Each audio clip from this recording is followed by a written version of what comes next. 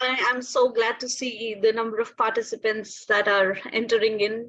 Hello, everyone. A warm welcome to this webinar from assessment to achievement. And I'm glad to see this community of educators growing. I believe everybody is seeking more and more opportunities for their professional development. Everyone's looking forward to collaborate with each other.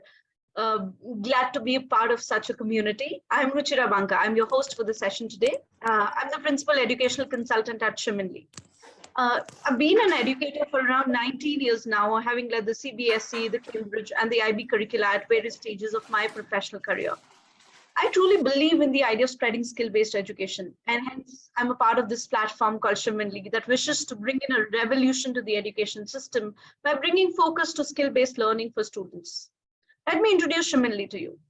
Shimin is a Japanese term. It means citizen. We are on a mission to create global citizens. Shiminli is a one-stop platform where you find solutions to deliver skill-based education into your classroom. We have facilitators who are sitting across the globe who partner with you in taking this journey of life skills education in your day-to-day teaching practices. Shiminli facilitators deliver these lessons to school students from grades 1 to 12 based on a well-structured curriculum inspired by the Harvard, UNESCO, the World Economic Forum, and so on. In this endeavor to grow our community of educators and learners, Shiminli has started collaborating with various schools and nations.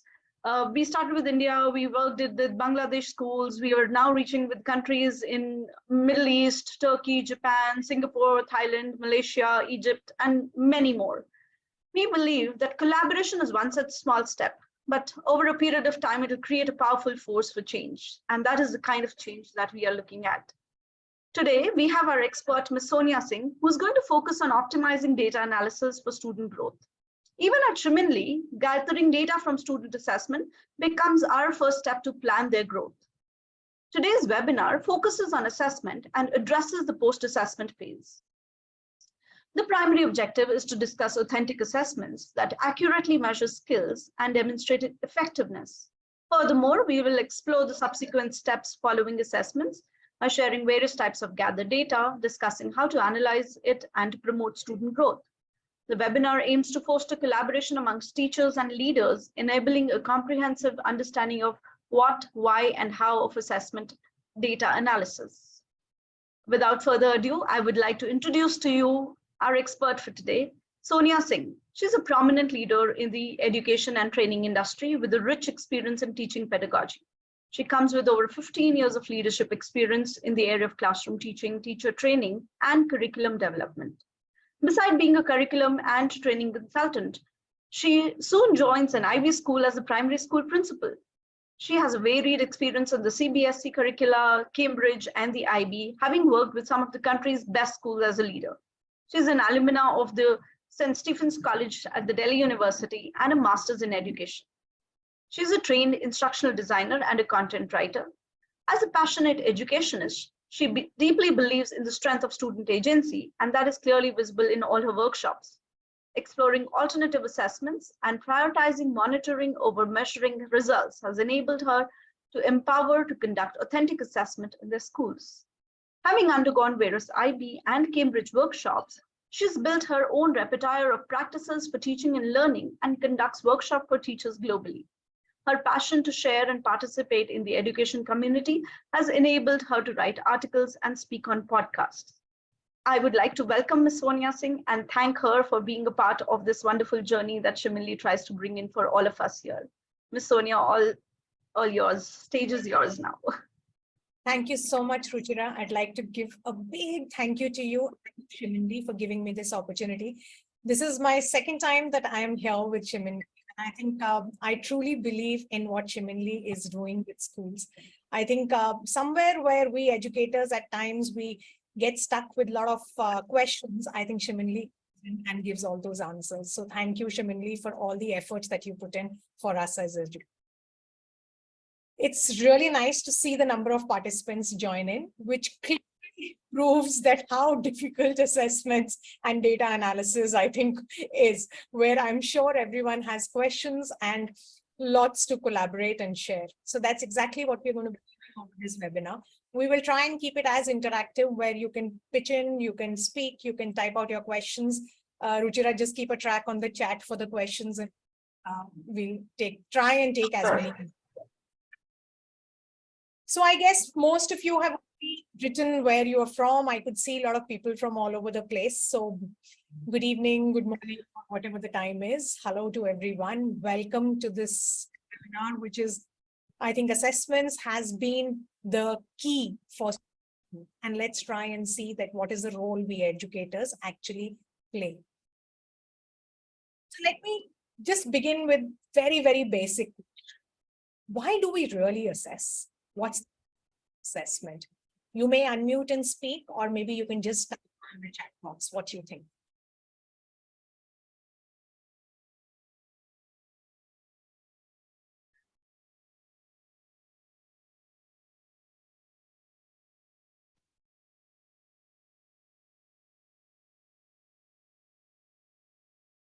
Observe child progress. Hello, may I?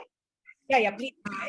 Hello, To good observe evening. child progress. Yeah, good evening. Yes, child's progress. Great. Yeah. Uh, I think we also get to know our level, I mean, how far have we been able to reach the student? That is more important to a teacher to reflect on her own teaching Yes. alongside that of the student. So for me, when I assess, I also look at my achievement as a teacher. Fantastic. That's really very well said. So I the guess, extent to which learning objectives have been achieved. okay, yes. Good evening, ma'am. I think it's a reciprocation of the learning outcome, the resultant that we have given the children. So I think that's fantastic. I think everyone knows why do we assess. We can just close the webinar. Bye, everyone. I think fantastic. So, but great. I love your thoughts. I think if this is exactly what all we educators, if we think like this, I know for sure that this generation is in the right hands and is going to come up as future citizens. So this is just in nutshell, if I was ever to talk about, what really improve the student performance. Am I audible now? Yes, ma'am. Yes. Now you're audible, ma'am. Yeah, right. So just a little kind of a cartoon where it talks about basically the date. What skill do you think are we really trying to assess in this? You can just unmute and speak up. If this was the kind of an assessment, what skill or skill do you really think we are trying to assess?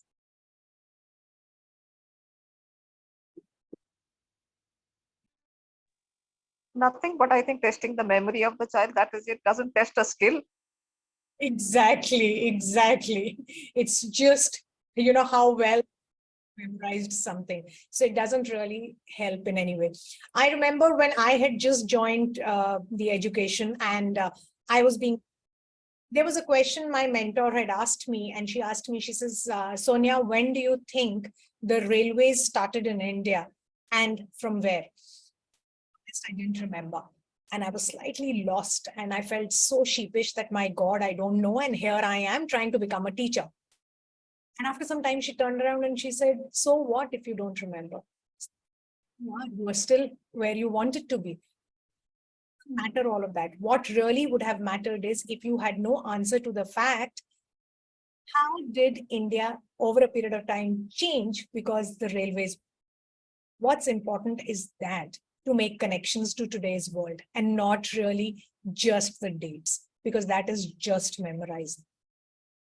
So this was just on the lighter note, which I'm sure all of us understand. I know we all are very, very familiar with what are formative assessments, summative assessment, diagnostic assessments, assessment for learning, assessment as learning, and assessment of learning. So I will not go into the details of that, but go beyond that. So if you were to assess your assessment, let's try and see. So try and remember which is your most authentic assessment that you have ever taken for your students. This is just a cartoon right next to it where the assessment was expand. Can you remember your childhood times? In maths, we were generally given this question, expand. And that's exactly what the child has done. He's just expanded. That's it. So let's very quickly assess our own assessments. It's a very, very simple 5-step approach. Basically, you begin with the end first. You begin with the end in your. So very familiar, everyone, backward design. We teach, we plan our curriculum with backward design. We also plan our assessments by keeping the end first. Next, most important is that the assessment that you design has to have the real world context. Because if the child has to learn, he finally has to be able to apply that knowledge in real world. So your assessment also should be on that basis. Of course, now based learning, inquiry-based learning, it becomes very easy to get questions framed, and your assessment can be in the real world context. Explicit skills. This also brings me to a simple experience that I had, which was super sweet. And in my teaching with the primary years, I think a grade 3 student, once the assessment was done, I asked him, I said, so how do you think you developed your thinking skills in this? And the answer he gave me was, Miss, I thought. And I kind of was really taken aback that I thought. I mean, don't we always think? That means there was something wrong with my teaching that I had done. It wasn't really which the child would have developed the thinking skills. So we need to be very, very explicit about what are the skills, because mostly any kind of a task or an engagement that you plan will always develop. But explicitly, which are the ones that we are focusing on? That also helps all coordinators and leaders take a call on the fact that are these skill assessments or skill development, are they vertically and horizontally aligned? Hope all of them are being, somewhere developed at a certain stage. Next is that in your assessment while designing, do you have your student interests in mind? So you need to think of your student interests and give them student agency. So instead of always telling everyone, let's draw a poster, that does not really give student agency. Or we end up giving options. Okay, you can draw a poster, you can write out the answer, or you can write out maybe a song. Once again, we've given the options. There is again no student agency. Allow the child to express the learning in any particular way that the child wants. Usually tend to pick up their strengths and express accurately what they have learned. Otherwise, there are when they are unable to express themselves because the medium that you had selected not something that the child is comfortable with. So give your child student agency. Last and but not the least, all your students at every age, whether they are in early years or whether they are in the DP program, all of them have to know what is expected out of them. If you are giving them a creative writing piece to write, they need to know, is it only creativity that you are trying to assess, or are you also assessing the spelling mistakes in this? Because there are times that we forget the creativity and the focus shifts to, grammatical errors and to all our spelling errors that we have. So we need to be very, very clear about that. There's nothing wrong. You can correct that. But what I mean to say is that your students need to be aware of the success criteria. They need to be aware of what is expected out of them. Once all of that is done, your effective assessments are actually the ones that are authentic, which is most important because you have to focus on your students using and applying knowledge in your real life.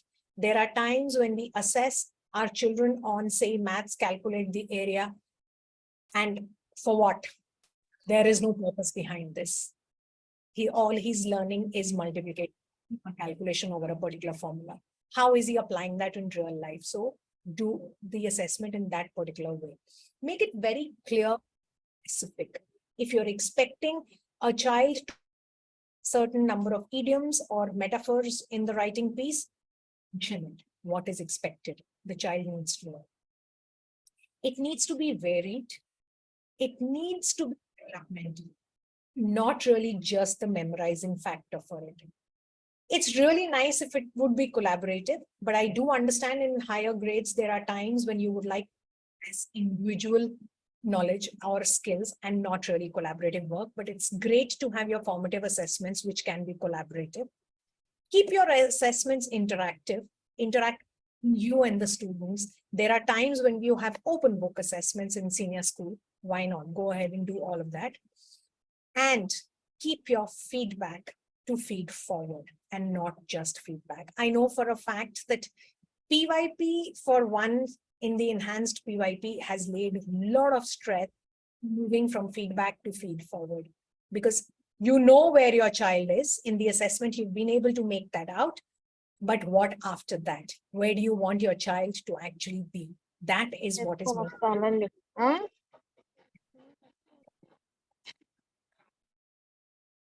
Should I move on? Yeah, go on, Sonia. So, okay, time to assess what you learned. So true or false? Let's see whether the assessments that you designed or the ones that I'm going to be showing to you, are they really authentic? So let's look at them. Look at these assessment tasks. Which one do you think is truly an authentic assessment and which one is not? You can either unmute or you can just write out.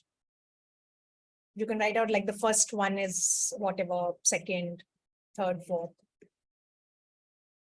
Anyone wants to say something in this, or I can just show the answers. Okay, so I'll show the answers, maybe then you might want to kind of ask.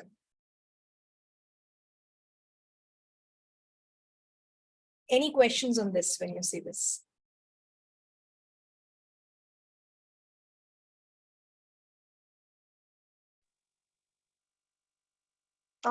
I feel all are authentic, okay, and I will justify why do I think. Okay, in the first one, when you say asking students to measure the and record the length and all, so they learn. I mean, when you're taking area of a place or a perimeter and all, how can it be done using simple tools? So I think, okay, that is where even if they're running short of something, so they can use their foot and all. So this is what measurements and all can be used in daily life as well. That is one thing. Similarly, asking for them to write a summary, it is where it is of course a memory, but then it could be that the child is using his or her own language. So the creative language skills may be polished through this. So I feel all are authentic according to me. I agree to what you are saying, Shalini. I think it's correct. Again, if you see what makes an assessment authentic is, if I talk about the two missing aspects in this and why I written false there is, one was connected to real life. The second one that we spoke about the fact was that it needs to be clear and specific. So you said that this is what it is, but in my assessment, when I created it, I did not mention it. So a child is not really aware that what is it that I'm trying to check here, right? So even if I'm trying to get my student to measure and record different objects using a ruler, I'm not achieving anything because the ruler the child knows and just picks it up. So I have given it to them that, okay, just do this. That's it. There is no coming.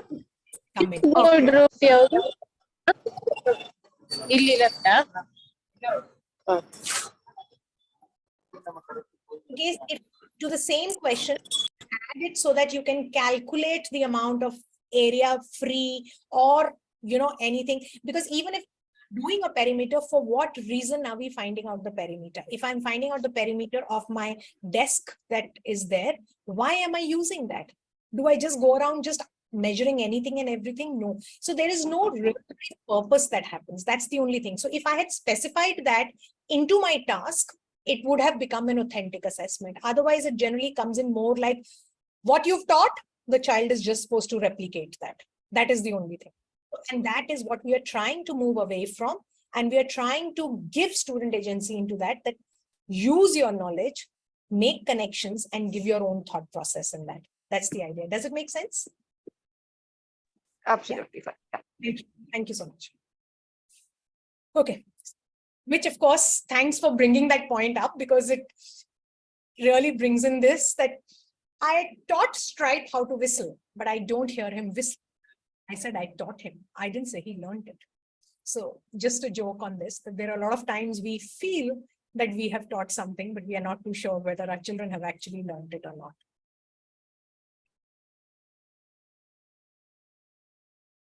Most of the time, what we are talking about is skills here. Knowledge is something which I have always felt comes in. Maybe it doesn't come in at the age that we are to, but it eventually comes in.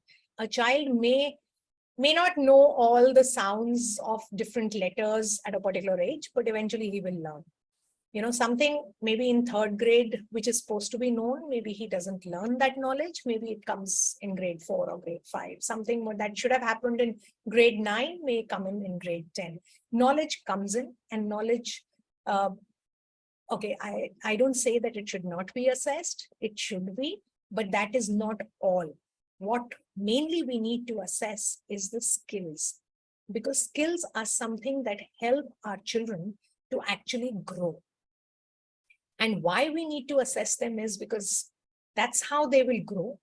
They will learn to self-reflect and become aware of the fact. It's like knowing, children themselves would start knowing that, fine, research skill is something that I lack in. I am not very comfortable with research skills, or I'm not very comfortable with communication. These are skills where self-awareness, if students have, I think half your battle is won, because children then know what to do. Of course, development of your skills leads to holistic education. Now, in case if they're basically I was talking about becoming lifelong learners, because somewhere by the time our children are like 17 or 18 years old, they're out of school. And that's after that, post that, we expect them to be lifelong learners. Today, we ourselves, I'm sure all of us are basically, like if I see for myself, I am from the Indian national education system. I think I began with their teaching there, studying there and everything. I think I must have got my skills in place that today I can be here and actually train educators across the different curriculums. So I think my skills must have been in place. And that is where I think career readiness starts coming in, if we start getting the skills right. And that is the reason assessment of skills is really important, to identify where each child is and how do you take them ahead. What are the different things? Okay, we've done what type of assessments, why the assessments. Now comes the actual classroom scenario. How do you actually do all of this? They're basically, you can either monitor a student's learning, or you would document the student learning, and finally you would come to measuring of the student's learning. When you monitor everything that a child does during the class, whether it is some project you've given, some writing, sharing, collaboration, talking, everything must be heard. You must bring in questions, take down little notes or anecdotes of all of those. I know for one that primary depends a lot on all of this, but I feel even for MYP and even for DP, I think it's really important, because while monitoring what you get to know or how well your child has actually modeled a particular skill is way better than that one assessment that you have taken.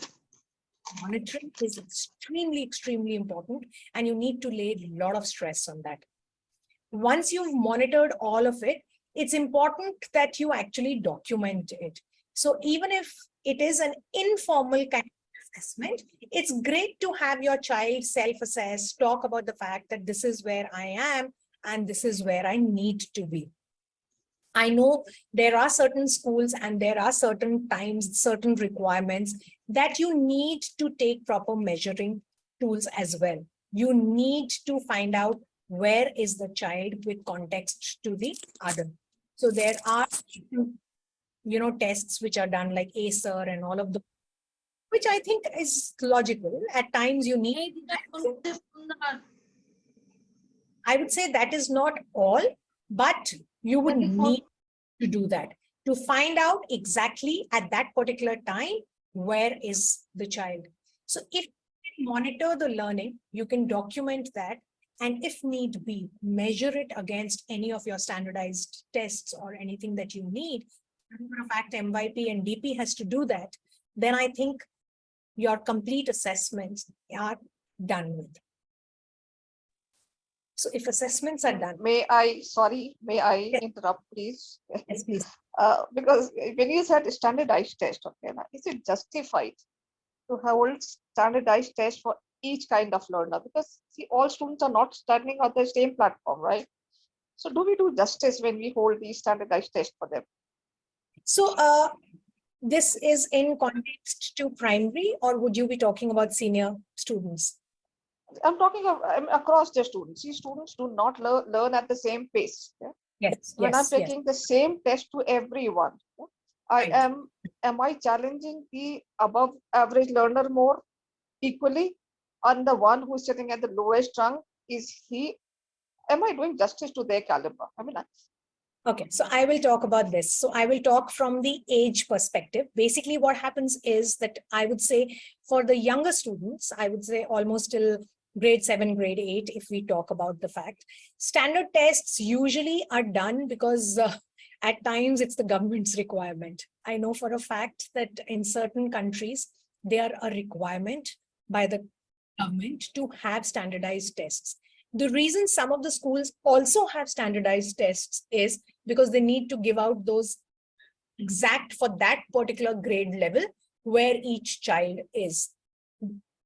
So there is nothing that I can say that these are wrong or they are not justifiable. What I would say is before these standardized tests are given to the students, I think you need to prepare your students. As an educator, you should know your students. If there is a child who has certain learning difficulties or there are gaps, it's great to work separately. So within your period of, say, formative assessments, try and differentiate those assessments.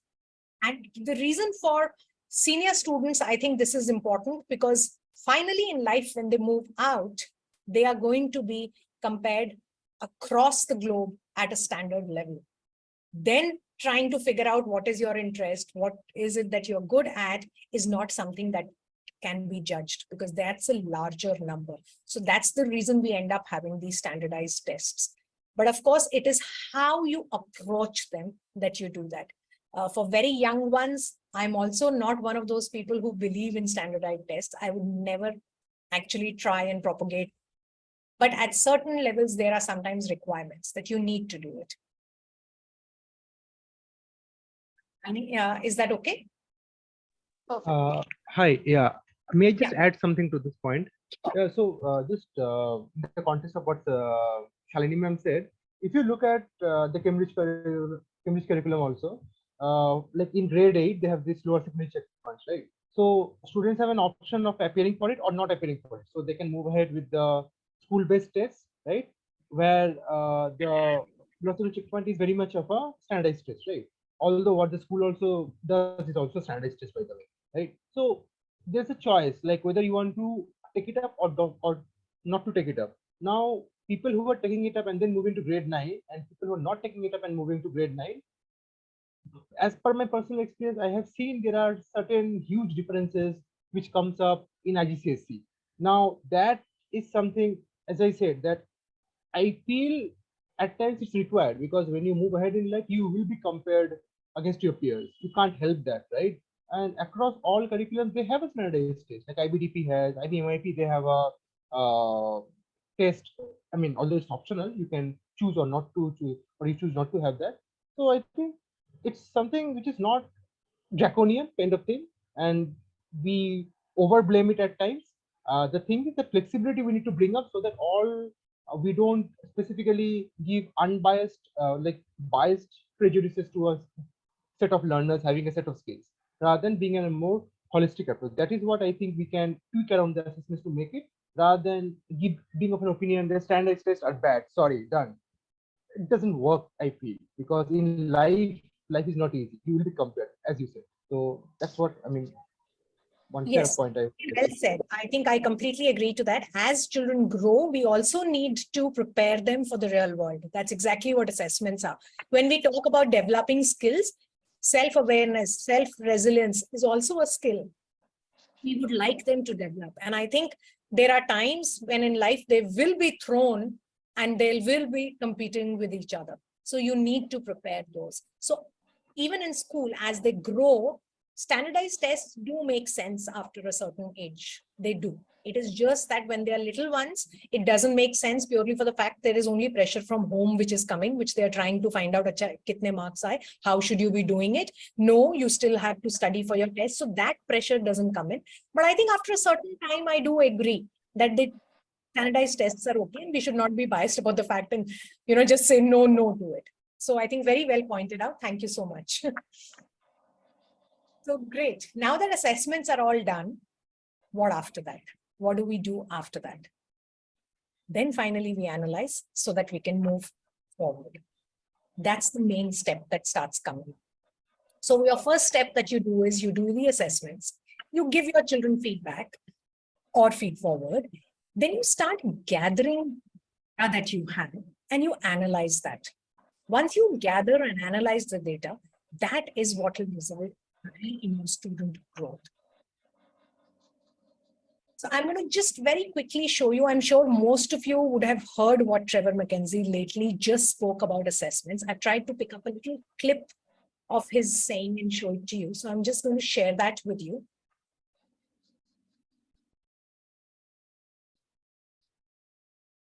That a lot of us have these beliefs about assessment, but then in comes a standardized test or in comes a summative assessment. And it feels like the pressure kind of goes up for those. And that's where all the focus goes for students and for families. So how do you balance having those assessments, but also valuing kind of the entire process? Yeah, well, those assessments, I don't undervalue those. I don't not do them with my scholars. They're very important. That data is critical. Those data points, any data that we can collect from a large body of students where we can make some assumptions, we can analyze them, we can compare them across a large data set, it's important. But the other set of data holds great importance as well. The color, qualitative, the conferencing, the evidencing, the feedback. And so what we propose in schools that are engaged in inquiry is strike a more powerful balance between our summatives and our formatives, between those really, really high stakes standardized tests and our rich formative feedback, coaching, and conferencing. Undeniably, we don't want to get our kids ready for standardized tests by giving them more standardized tests. And that can be really hard for some teachers to hear. We want them to engage in more test prep and practice tests to get them ready for the high stakes tests. The opposite is actually true.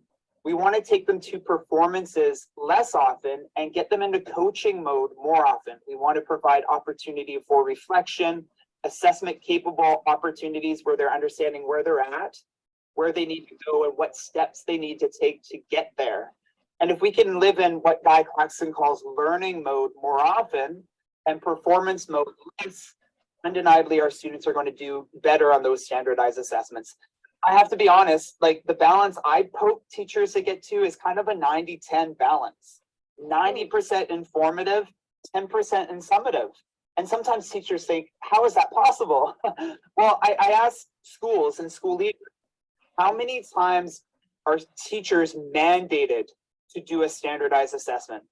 How many times across their assessment calendar do they have to do an assessment like that? What are the musts? And what are the musts? And to be honest, if we know the feedback, the conferencing, the formative is richer to guide next steps, then let's live there more often than the standardized pieces. So 90-10 split, I know it's not a split, it's a ratio, is really, well, what are the non-negotiables? And let's do those and those alone. Numbers aren't guiding learning. The formative, the conversations, the qualitative is guiding the learning. Does that make sense, Cindy? Yes. So from his talk, any one thing which you think really caught your liking, can you just put that in the chat? Just unmute and say any one thing that you felt was absolutely right what he said. Stress more on the formative assessments Yes. rather than summative assessments. Anything else?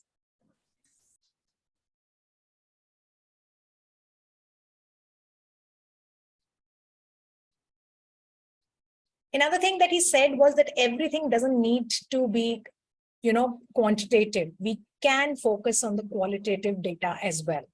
So that kind of data, I was talking about the fact that you could take little anecdotes kind of thing when you're monitoring the learning of your students.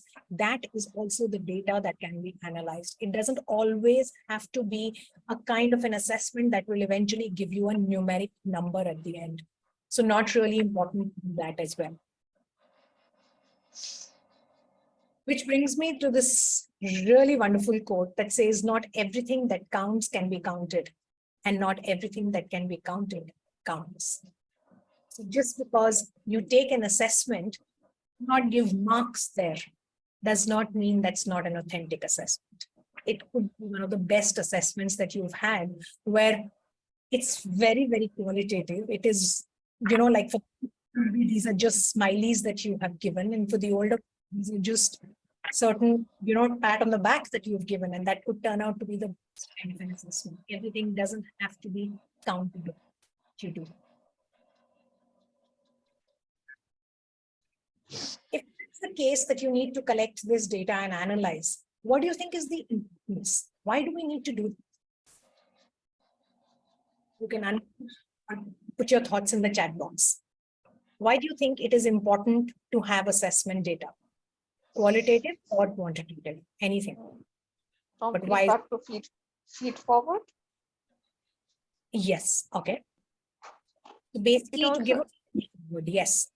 It also helps us to plan next time better.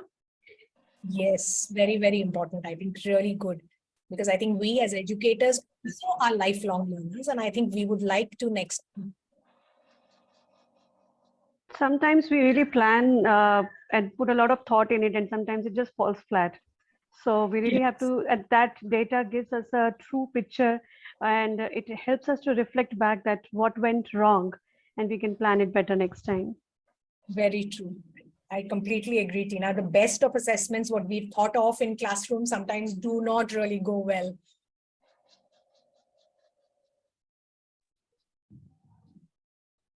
Great. So if you look, while monitoring and measuring through your students, when you're using observation learning tasks, you could be doing class-based tests, you could be doing assessment, you could be doing standardized tests, any of those things that you are working with. What you are trying to analyze is that what were the strategies that were used? Are there any changes that you need? Should some students need scaffolding? Maybe they need better opportunities. Maybe they needed more resources. We also have certain students at times who need certain extension work, which could be anything, with resources, separate teacher, stop at a particular concept and maybe not move to the next one. And also sometimes for the higher ability, who are very, very quick and with stuff, are we giving them enough challenge? Once you've been able to analyze, identify that these are my students in class that are at this particular level, what you need to do next is reflect and act. For all the leaders who are present here, maybe the first thing that you need to look at is your assessment policy. Does it actually reflect what you do there? Or is it a different piece of document and your assessments done are different? Gather this data, analyze, discuss it through, and take action on this. How often is all of that done? You need to think of specific strategies. What are the evidences that are making you actually take a decision? Whom would you share all this data with? Does every assessment data need to be shared with the complete learning community, or only certain ones need to be? These are basically all actions that you take out of your data that you have gathered. You may have thought that this is an assessment for which I think I will report this and actually share it with the learning community. But then you find that the assessment wasn't as authentic, because you found that all your children, even though, certain children had gaps in their learning, but somehow the assessment was such that they've got everything correct. So it is not truly giving a right picture. Maybe you don't want to share it with all the stakeholders. You want to, what is the role after these assessments that your students will be? These are all the different decisions which need to be taken. Of course, these are combined decisions. All the educators sit together and decide on. Some of these are done by the teachers. They take, because the difference that comes in when you look at the data that has been gathered is that a teacher looks at every child's data that she's. She needs to ensure that each and every student of hers actually moves forward. Not important that everyone will finally reach the finish line of the race, but at least move forward from where they are.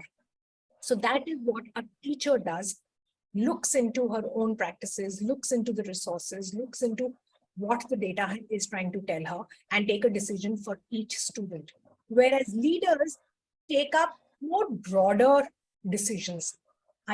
They also believe that every child must or every student has to move forward.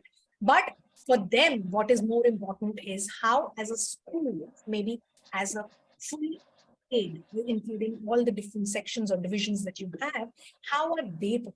How does that happen over a period? Yes, I know for teachers, it becomes slightly, because all we are trying to see is how each child of mine is eventually going to grow. So I will, after this, show you some data and how decision can be taken on it. But basically, all this data must be shared. Of course, it's a school's decision how often they want to share. But once shared with the leaders, what do the leaders do with this? Happy news for all the teachers who, that the first thing I think leaders need to do is, do they need to allocate more funds for any of the resources? So if you have your data that very clearly shows that you need more books in the library and you need funds for that, I think that is where the leaders will take up the call. Also, the grading system that is being followed in the school. I know sometimes for old schools, something that was decided long back just continues. Is that relevant in today's time? The moment the teachers give that data and they realize that, okay, we followed the 4-point grading system, but it doesn't make sense now, I want it to be 6 or 7. I think that is where the leaders can come in and take a call and change that. Whenever a professional development program is required for teachers, I think that also is a decision the leaders can take with this assessment data. If it is realized that maybe certain specialist teachers, when they find that they are not being able to develop certain skills among their students, they will require a professional development. Of course, the process of targeted interventions in case if you need remedial work, you need ALS support, you need additional language support, all of those are also some of the decisions leaders can take for it. Any new program or initiative that you need to start in a school, there are times when I know, like in one of my previous schools, we did start a remedial program. So we did have children who were kind of lacking in certain skills. We tried to rope in our other teachers as well who could contribute and help, and tried to involve those students using their own interests to develop those schools. We called them the remedial program. Of course, a school can. Also, for senior students, it is also understanding what the result of the school is and monitor that over a period of time. And finally, how, when, and how should you communicate this particular assessment data with the stakeholders, which is also your report card. So it is not just the teachers with the assessment data. I think leaders also hold a very, very big responsibility of what after the assessment. Does this make sense? Is there any question here? Okay. So give me an honest answer. I'm sure in your school, they ask you to share all of this data. Do you find sharing of this assessment data a little overwhelming? Yes. Yes. Yes, definitely. Yes. Because I have always found it very overwhelming, to be honest. Because at most of the times, the teachers are like tilt accordingly, like why certain students are not doing well whereas it has been happening for a very long period of time. It's not a gradual change. And in the international curriculum, as you see, like there is no retention policy as such, even if the students are not doing up to the grade, right? So we are like bound to push them ahead into the next grade, although it's quite dismal for whatever reasons it is. So Yes. when these type of things keep on happening, to be very frank, a particular group of teachers can't do anything much in those regards, where tried and tested things have failed, and that support has also not been there from the school side or from the management side. That okay, we give you that liberty to talk to the parents, do whatever you want. Let's see how far you can do without any penalizing mechanisms. So it's yes, it's a definite yes from my I agree. It does get overwhelming.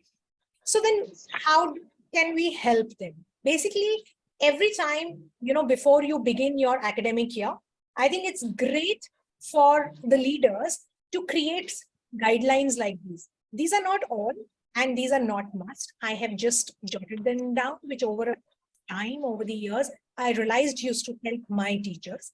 One is you tell your teachers just be honest about what the current reality is. Because this data is actually about the student learning. And so your focus has to be where your student is. Recognize that it has got nothing to do with you.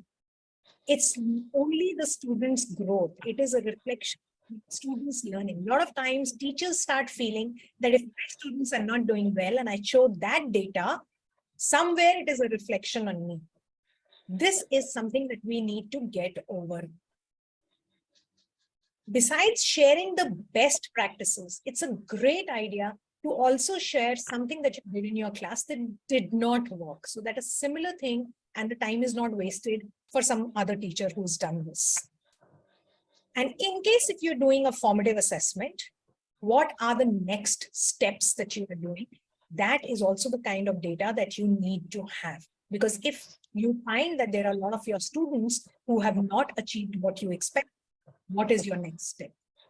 And if it is a summative assessment, then what revisions or what changes would you make in your assessment or in your, so that next time things get slightly better? So have these guidelines ready in the beginning of the academic year. I have also seen in certain schools where every time that they get together and they have a meeting on, this data analysis, they repeat this. One of the persons reads out these guidelines, just reinforcing that and making everyone comfortable and on the same page. This actually helps. I have tried this out. Please take my word for it and try it out. And you'll find that teachers would stop getting this overwhelming feeling and come out with the correct data. I'm just sharing some sample data with you and as to how it can be done. So something if you're doing on diagnostic, these are from different schools that I've got the data. So you could have maybe understanding of where each child is and what is it that you expect them to do. So there was a prior knowledge assessment for a certain subject that you had taken. Any one specific thing that you noticed, you could write those comments. You can use color coding, exactly like what Trevor also mentioned, that you can have the colors for maybe green, yellow, red, or choose anything which your school decides. Once you've done that, this follow-up task, what I was talking about for formatives, is very, very important. Also, when Trevor McKenzie said that it is 2010, that means for your formative, once you've gathered the data and you found that your 4 students are on red and they cannot read and write maybe numbers, what is the next step that you are taking? And have they really come out of this red band? Have they moved to the yellow band? So do that. It's not really important for teachers to write out anything, even if you just color code and you can say that, yes, the child was at red and I've managed to move the child to yellow here. I think at the end of the academic year, it's very easy to see a child's growth across. Otherwise, through these formative assessments, it becomes very difficult to keep a track and finally answer the parent that how has the child grown over the year, and you don't have that answer for them.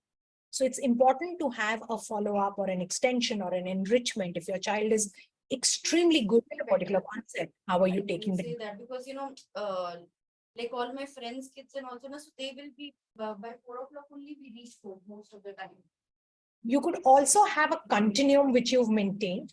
And in case if you have a continuum, you could kind of start marking as to where and when each child actually achieved that learning objective. And if you're giving time to those students to actually achieve learning objective that has been assigned to them. You can have a line graph over a period of time. How has the child actually done? And use maybe alphabets instead of numbers for their grading system. So you can show in a line graph that yes, the child began at a certain level and then slowly started developing that particular atrium. I'm so sorry, that's my dog. You could also create a pie chart. I know these are useful for senior students if you have the kind of percentage that you're going to be giving and find out. So this is very, very helpful for all leaders when they see that a particular grade maybe has not achieved a certain level. How come they are finding that, okay, orange, which is slightly, say, below the two top layers, how come 38% of the students are still there? What decisions can be taken so that we can bring those also to the higher grade levels? So when you look at a pie chart, it gives you a very, very broad picture of what is the next step that you need to take for a particular grade or maybe for a particular subject that you have. Because leaders obviously at times might not want to go into each student detail. Over and above this, these are the reports which Shiminli actually gives to schools. And when I saw them, I was superbly impressed. Ruchira, thanks a ton, because what I found was they were so beautifully and authentically giving out where each child is at what particular level, the diagnostic assessment, and where you can actually take them, what should be your next steps. So they focus a lot on, Shiminli focuses on 7 core skills, and that's what the assessments are on. So if Ruchira is there, maybe she could explain a little more on this. Yeah, thanks, Sonia, for bringing this in. We've been able to establish that assessment is critical and it must be a part of the teaching learning process. Most of the time, the school assessment deals with evaluating knowledge and the application of knowledge in various subjects. However, what goes missing, and I have personally seen as an educator connecting with people across the globe, that yes, this skill assessment is something that is missing from the systems. So that's where when assessment also is brought into a context, we are trying to bring learning, a context to learning for students. You spoke about sharing of data with the leaders. Does that become overwhelming for you? I really believe if a context is given to why do we share data, what kind of steps can we bring in, to improve the student growth, that is where we all would be happy to give the data to leaders. We'll all be happy to analyze it and be able to work with the data. So, the kind of assessment that we take for students is purely related to skill development, which doesn't attach any numbers to it. As you said, it is, we are attaching certain colors to it where we just try to analyze, have the students been able to achieve, the expectations at a particular grade level or a particular age level, or are lacking behind in that. Such kind of simple and easy to read reports that you see on the screen are easily able, with these reports, we are easily able to figure out what should be our next steps. We clearly see in such a report that we see on the screen that critical thinking, global citizenship, and creativity and innovation are 3 skills that for this cohort of grade 4 that we must focus on. And likewise, we are able to focus on our lessons into these skills. I think context is brought into place. Which lessons should I focus on? Why should I focus on these skills? Building in a method.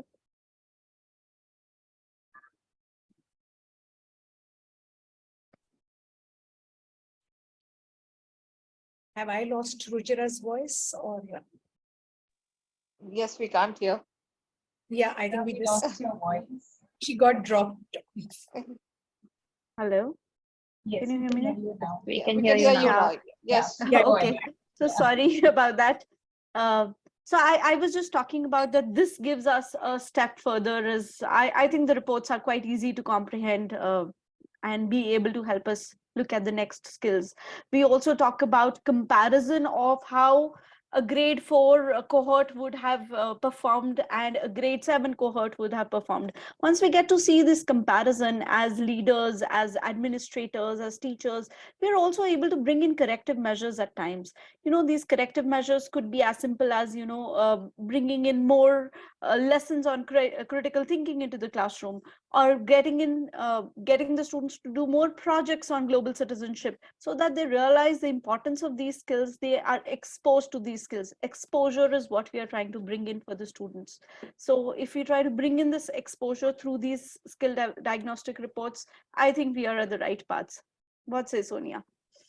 Perfect. Ruchira, can I ask a question? Sorry, can I ask a question to Ruchira, please? Sure, Ms. Shalini. Okay, Ruchira, am I audible to you? Yes, you are. Okay, so I assume this feedback is based on the question papers and the answer script that are provided to you by different schools, correct? The report that you're talking of? That's right, yeah. Yeah, no, this is a skill diagnostic assessment that we provide to the school students. You provide to it. So is there, Yes. I mean, I'm just asking, supposedly the school, as a school, supposedly I want to see where do my teachers stand vis-a-vis the authenticity of the assessment. Does Shiminli have that provision as well? Right now, we are talking about the skill diagnostic assessment for the students, not for teachers, with respect to authenticity of the assessment. I believe authenticity of the assessment could be spoken about when we have an assessment in hand. We could talk about it. We could not generalize it as such, but however, what we are providing right now is assessment for students, not for teachers. Agreed, but are you open to the suggestion? I'm just asking. See, as we collaborate, as we learn from each other, as we get to understand how well could we proceed into getting into depth of this, I think we should be open towards this. I would definitely want to discuss this further. What kind of assessments would you look at? What are the expectations that you have in mind? How could we work on these? Why not a discussion that we can open later? Perfect. Thank you. Sure. Thank you, Ruchira. So that's it. I'll open out questions to everyone.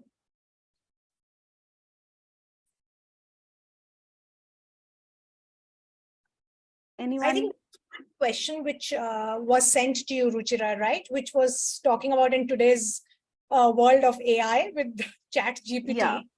how authentic are our assessments. Our assessments, yes. This is something which I guess a lot of talk has been going on. So I'll just share some data with you, and I think that should be able to answer. ChatGPT was asked to solve a IB diploma paper, and it didn't even get 5 in that. So that other ChatGPT was also given, I think, UPSC paper, and it did not pass.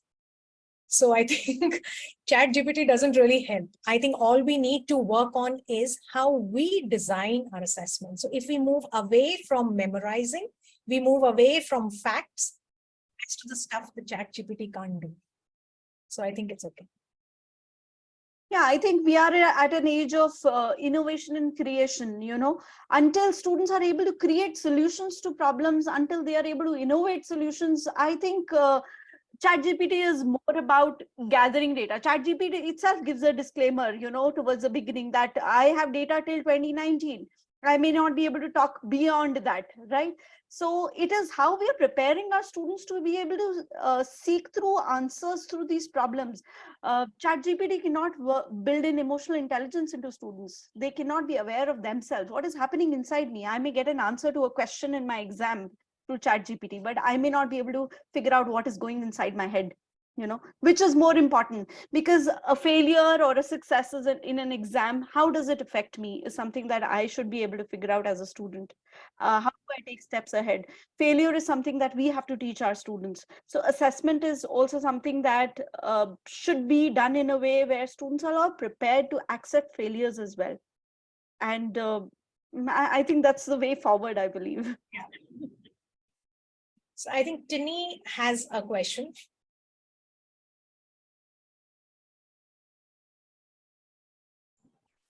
Sini, could you type your question? We are trying to unmute you, but we don't understand what is the issue. If you could just type your question, it would be great.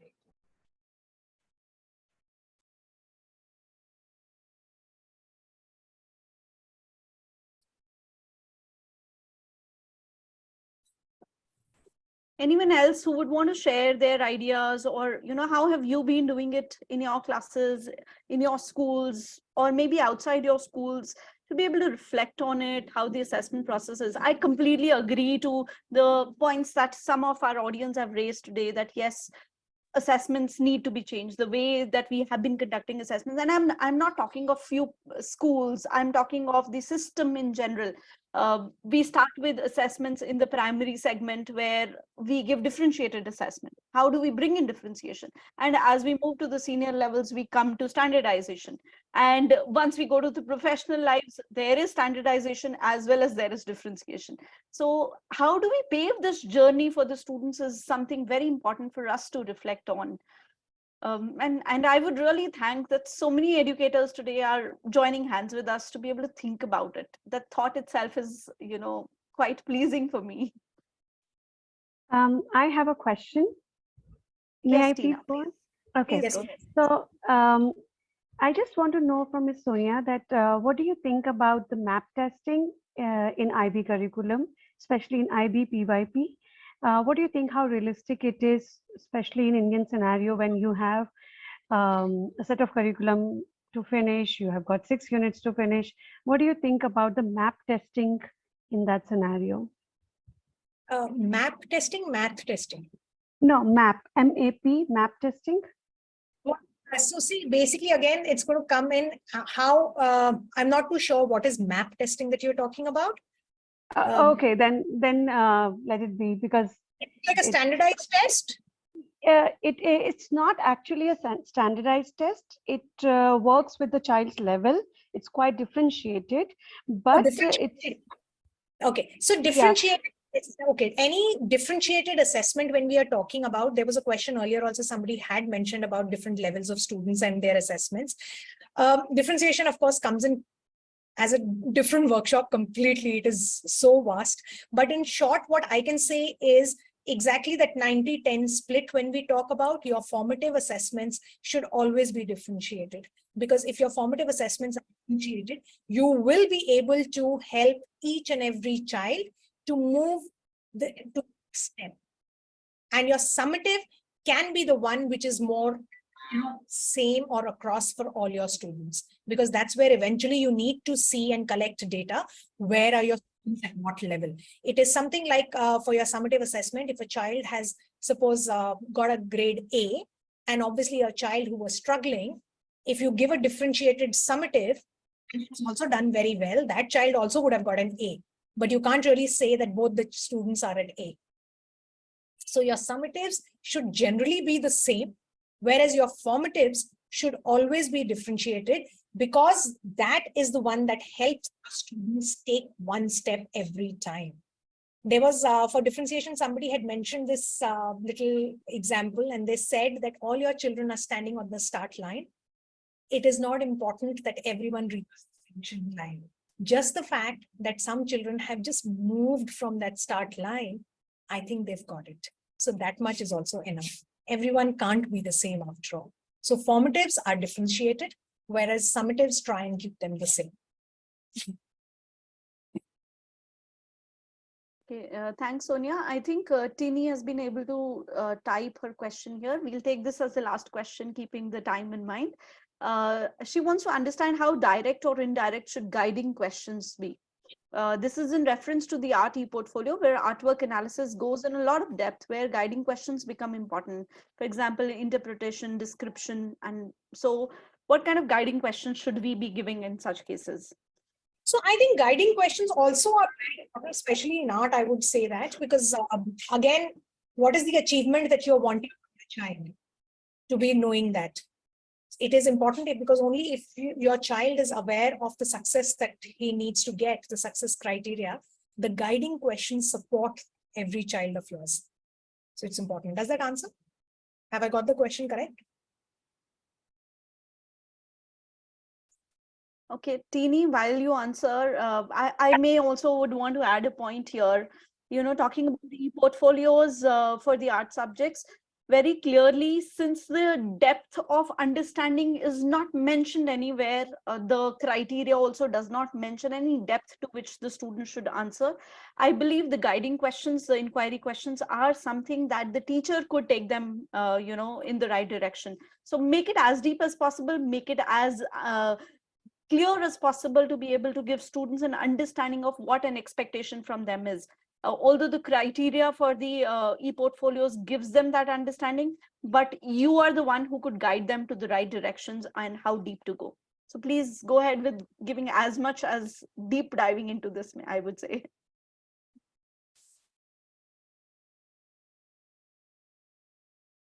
Okay, with this, I believe, although we would be happy to continue this discussion and, take these engagements forward, however, we would look forward for another opportunity like this, one with Miss Sonia again, and one with any one of you who would like to talk about a particular topic and would want to reach out to us. You can write back to us. You'll all be receiving a recording of this session, and you can write back to us, connect with us on the link that we'll be sharing with you over emails. Anything that you want to discuss, anything that comes to your mind with respect to assessment or with respect to skills or anything that an educator must talk about and know about, please get in touch with us. We'll be more than glad to address that. We are all here to create and build this community further and further. Thank you, Ms. Sonia, for taking out this time and leading us through this session on authentic assessment and how does data really help us. And I believe post this, it won't be overwhelming for any one of us to present data to anyone in the school that we wish to. Thank you so much for all your time. And thank you so much, everyone. Thank you for being such good educators and doing whatever you are doing. I think you're brilliant. You can all give a pat on your back. And I think we are doing well. And the future of our young generation is in safe hands. It's great to see that. Thank you so much, Shiminli. And thank you, Ruchira, for giving me this opportunity. Thank you. Ma'am, thank you everyone. Bye-bye. Great evening ahead. Bye.